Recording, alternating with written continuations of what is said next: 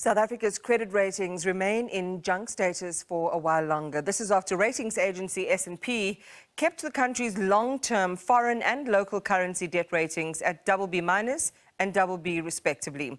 The agency has retained a positive outlook on South Africa's rating. It notes the higher than expected tax revenue, the lower foreign debt, and government's economic and fiscal reforms as strengths. While the negatives noted include the ongoing fiscal pressures, poor infrastructure, and the possibility of a grey listing. As widely expected, S&P affirmed South Africa's credit rating, citing the medium-term budget policy statement that showed the country's intention to consolidate debt. Also working in South Africa's favor is the better-than-expected tax revenue as a result of the high commodity prices. The agency notes that this should help to reduce the fiscal deficit as a proportion of GDP. It says the country's low external debt and deep domestic capital markets are strong points that should cushion the country against external rising financing risks. Risks that could worsen government debt include the public sector wage negotiations, the pressure to make the social relief of distress grant permanent, and Eskom debt. We are at a bottom in the rating class. Some of the issues that could be catalytic to lower rating would be, for instance, an increase in debt and funding requirements that's beyond what they put in the MTBPS.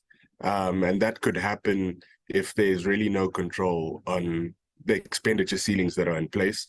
And of course, if we enter a very deep recession, and that is greater than is expected. I think on GDP growth, we're expecting a 1.5% GDP growth next year.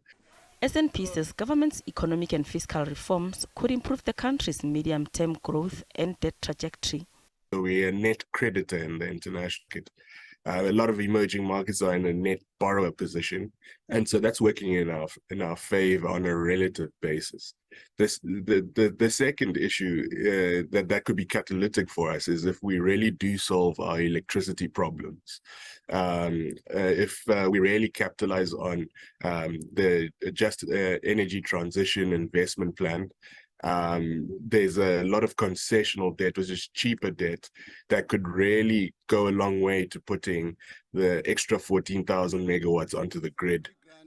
National Treasury says government's medium-term fiscal strategy prioritizes achieving fiscal sustainability by narrowing the budget deficit and stabilizing debt. The department says it plans on increasing spending on policy priorities such as security and infrastructure to promote economic growth and reduce fiscal and economic risks. Gloria Safakomosi, SABC News, Johannesburg.